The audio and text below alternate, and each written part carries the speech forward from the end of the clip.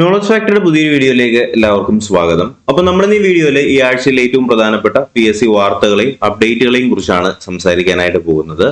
അപ്പൊ എന്തായാലും നമുക്ക് ഒന്നാമത്തെ വാർത്തയിലേക്ക് തന്നെ കിടക്കാം. അതിനു മുന്നേ നോളജ് ഫാക്ടറി PSC എന്ന് പറയുന്ന ഒരു ചാനൽ ആദ്യമായി കാണുന്ന ആരെങ്കിലും ഉണ്ടെങ്കിൽ ഇതുപോലുള്ള PSC റിലേറ്റഡ് ആയിട്ടുള്ള അപ്ഡേറ്റുകൾക്കും വാർത്തകൾക്കും ക്ലാസ്സുകൾക്കും വേണ്ടി ചാനൽ ഒന്ന് സബ്സ്ക്രൈബ് ചെയ്യുക.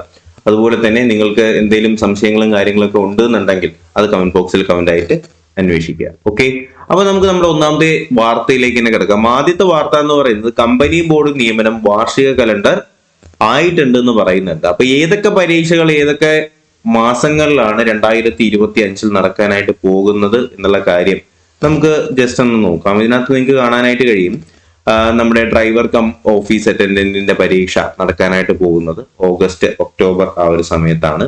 അതുപോലെ തന്നെ driver cum office attendant company corporation August ഒക്ടോബറിലാണ്.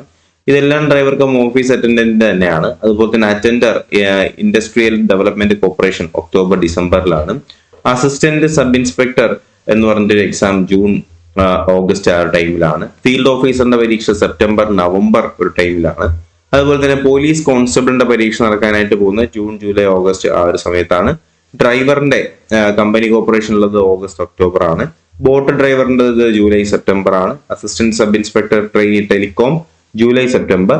Field ഓഫീസറിന്റെ പരീക്ഷ സെപ്റ്റംബർ നവംബർ. ഓക്കെ, അത് ജസ്റ്റ് ഞാൻ അതുപോലെ തന്നെ നമ്മൾ നോക്കുന്ന പ്രധാനപ്പെട്ട പരീക്ഷകളുടെ കേസൊക്കെ ഞാൻ ഓൾറെഡി പറഞ്ഞതാണ്. അതുപോലെ തന്നെ റെയിൽവേയിലേക്ക് വൻപൻ അവസരങ്ങൾ വന്നിട്ടുണ്ട്. ഏകദേശം 32,000 ഒഴിവുകളിലേക്കുള്ള വിജ്ഞാപനങ്ങളാണ് റെയിൽവേയിൽ വന്നിട്ടുള്ളത്. അപ്പൊ നിങ്ങൾ അതൊക്കെ നോക്കുക കേട്ടോ. അതുപോലെ തന്നെ വനിതാ പോലീസ് കോൺസ്റ്റബിളിന്റെ ഷോർട്ട് ലിസ്റ്റ് വന്നിട്ടുണ്ട്. അതിൽ ഒരുപാട് പേര് എന്നുവെച്ചാൽ കട്ട് ഓഫ് വളരെയധികം കൂട്ടിയിട്ടാണ് ഷോർട്ട് ലിസ്റ്റിൽ വന്നിട്ടുണ്ടായിരുന്നത്. പകുതിയോളം പേര് ഇത്തവണ ഷോർട്ട് ലിസ്റ്റിൽ കുറവാണ് എന്നാണ് പറയുന്നത്. അപ്പോൾ നമുക്ക് നോക്കാം. വനിതാ കോൺസ്റ്റബിളിന്റെ ഷോർട്ട് ലിസ്റ്റിലെ കടുംപെട്ട് മുൻ ഷോർട്ട് ലിസ്റ്റിൽ 2,800 പേരെ ഉൾപ്പെടുത്തിയപ്പോൾ ഇത്തവണ പ്രസിദ്ധീകരിച്ചപ്പോൾ 1,400 പേര് മാത്രമാണ് വന്നത്. 1,300 പേരുടെ കുറവാണ് ഷോർട്ട് ലിസ്റ്റിൽ കാണാനായിട്ട് കഴിഞ്ഞത്. ഷോർട്ട് ലിസ്റ്റ് ഉൾപ്പെടെ ശാരീരിക അളവെടുപ്പ്, കായികക്ഷമതാ പരീക്ഷ എന്നിവ കൂടി നടത്തിയ ശേഷമായിരിക്കും റാങ്ക് ലിസ്റ്റ് പ്രസിദ്ധീകരിക്കുക. ഇപ്പോൾ പ്രസിദ്ധീകരിച്ച ലിസ്റ്റിലെ പകുതിയിൽ കൂടുതൽ പേരും കായികക്ഷമതാ പരീക്ഷയിൽ പുറത്താകും. മെയിൻ ലിസ്റ്റിൽ 888 പേരും സപ്ലിമെന്ററി ലിസ്റ്റിൽ 558 പേരും ഉൾപ്പെടെ 1,446 പേര് ഷോർട്ട് ലിസ്റ്റാണ് വന്നിട്ടുള്ളത്. ഇതിന്റെ കട്ട് ഓഫ് ആയിട്ട് വന്നിട്ടുള്ളത് 57.67 മാർക്കാണ്.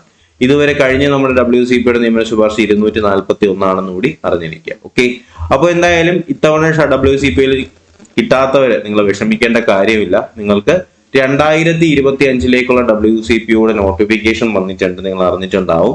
ഡിസംബർ 29 വരെ നിങ്ങൾക്ക് അപ്ലൈ ചെയ്യാനായിട്ട് വരും. CPO അതുപോലെ തന്നെ WCPO നോട്ടിഫിക്കേഷൻസ് ഒക്കെ വന്നിട്ടുണ്ട്.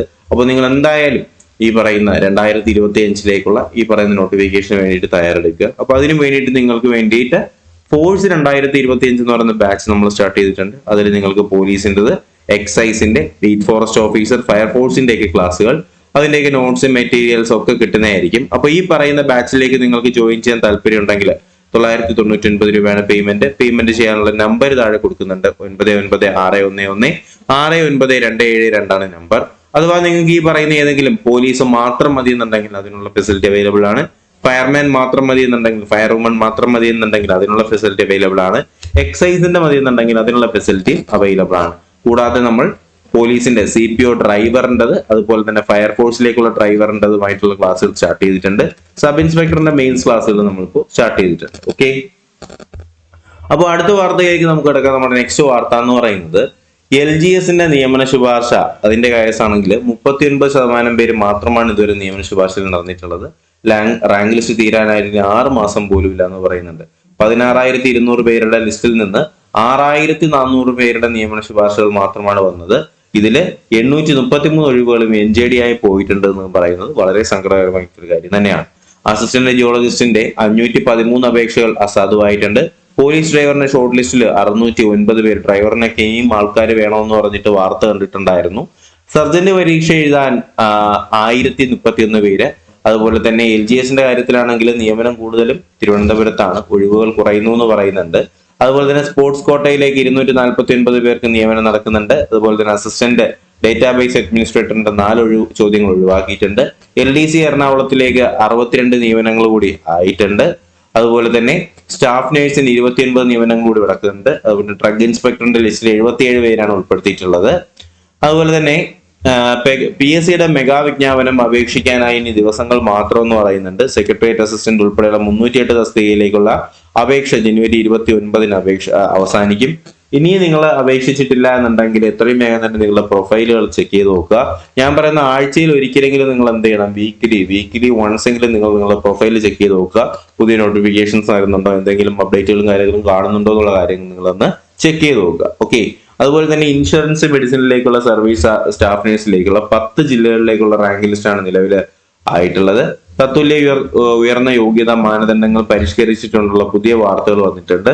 അതുപോലെ തന്നെ PSCയുടെ ഈ കഴിഞ്ഞ ആഴ്ചയിൽ 2 തസ്തികയിലേക്കുള്ള സാധ്യതാ ലിസ്റ്റ് വരുന്നുണ്ട് എന്ന് പറയുന്നുണ്ട്. തദ്ദേശ സ്വയംഭരണ വകുപ്പിലേക്കുള്ള ഡ്രാഫ്റ്റ്മാൻ, അതുപോലെ തന്നെ ആയുർവേദ കോളേജുകളിലേക്കുള്ള സർവേയറിന്റെ ഒക്കെ സാധ്യതാ ലിസ്റ്റ് വരുന്നുണ്ട്. പിന്നെ PSC ആഴ്ച നടത്തിയിട്ടുണ്ടായിരുന്ന പരീക്ഷകളും ഇന്റർവ്യൂസും കാര്യങ്ങളൊക്കെ ഇതിനകത്ത് പറയുന്നുണ്ട്. PSC അഡ്വൈസ് അപ്ഡേറ്റ് ആയിട്ട് LGS Palakkad, LDC Thiruvananthapuram, company board assistant, VFA Thrissur, statistical അസിസ്റ്റന്റിന്റെ കാര്യം കൂടി പറയുന്നുണ്ട്. അതുപോലെ തന്നെ നമ്മുടെ UP സ്കൂൾ ടീച്ചറിന്റെ ഇന്റർവ്യൂവിന്റെ കാര്യം, UP അല്ല LPയുടെ ഇന്റർവ്യൂവിന്റെ കാര്യങ്ങളൊക്കെ നിങ്ങൾ അറിഞ്ഞിട്ടുണ്ടാവും. ഇന്റർവ്യൂസിന്റെ കാര്യങ്ങളൊക്കെ ഷെഡ്യൂൾ ആയിട്ട് വന്നിട്ടുണ്ട്. അപ്പൊ എല്ലാവരും പ്രൊഫൈലുകളൊക്കെ ഒന്ന് ചെക്ക് ചെയ്ത് നോക്കുക. നിങ്ങൾക്ക് ഈ പറയുന്ന PSCയുമായി എന്തെങ്കിലും ബന്ധപ്പെട്ട് ഡൗട്ടുകൾ ഉണ്ടെന്നുണ്ടെങ്കിൽ, ജെന്യൂൻ ആയിട്ടുള്ള ഡൗട്ടുകൾ ആണെന്നുണ്ടെങ്കിൽ, ഈ താഴെ കാണുന്ന ഏത് ജില്ലക്കാരാണോ ആ ജില്ലക്കാർ എന്ത് ചെയ്യുക, ഈ നമ്പറുകളൊന്ന് നോട്ട് ചെയ്ത് വെച്ചിരിക്കുക. നിങ്ങളുടെ ജില്ല ഏതാണോ ആ ജില്ല അനുസരിച്ച് നിങ്ങൾ എന്ത് ചെയ്യുക, PSC ഓഫീസുമായി ബന്ധപ്പെടുത്തിയിട്ട് നിങ്ങളുടെ പ്രധാനപ്പെട്ട ഡൗട്ടുകളൊക്കെ നിങ്ങൾ അങ്ങനെയൊന്ന് ക്ലിയർ ചെയ്യുക. ഓക്കെ. അതുപോലെ തന്നെ ഞാൻ നേരത്തെ പറഞ്ഞ പോലെ തന്നെ നമ്മുടെ ഫോഴ്സിന്റെ ബാച്ച് സ്റ്റാർട്ട് ചെയ്തിട്ടുണ്ട്. അപ്പൊ എത്രയും വേഗം തന്നെ ജോയിൻ ചെയ്യാത്തവർ ജോയിൻ ചെയ്യാനായിട്ട് ശ്രമിക്കുക. അപ്പൊ എന്തായാലും ഇത്രയും കാര്യങ്ങൾ നിങ്ങളിലേക്ക് എത്തിക്കുന്നതിന് വേണ്ടിയിട്ടാണ് ഈ ഒരു വീഡിയോ ചെയ്തത്. അപ്പോൾ വീഡിയോ ഇഷ്ടമെങ്കിൽ ലൈക്ക് ചെയ്യുക, ചാനൽ സബ്സ്ക്രൈബ് ചെയ്യുക, നിങ്ങളുടെ കൂട്ടുകാരിലേക്ക് നമ്മുടെ ഈ ഒരു ഏറ്റവും പുതിയ PSC വാർത്തകളൊന്ന് ഷെയർ ചെയ്തെത്തിച്ചു കൊടുക്കുക. പുതിയൊരു വീഡിയോയും ക്ലാസ്സും ഒക്കെ ആയിട്ട് ഉടനെ തന്നെ കാണാം. അതുവരേക്കും എല്ലാവർക്കും bye bye, good bye, take care.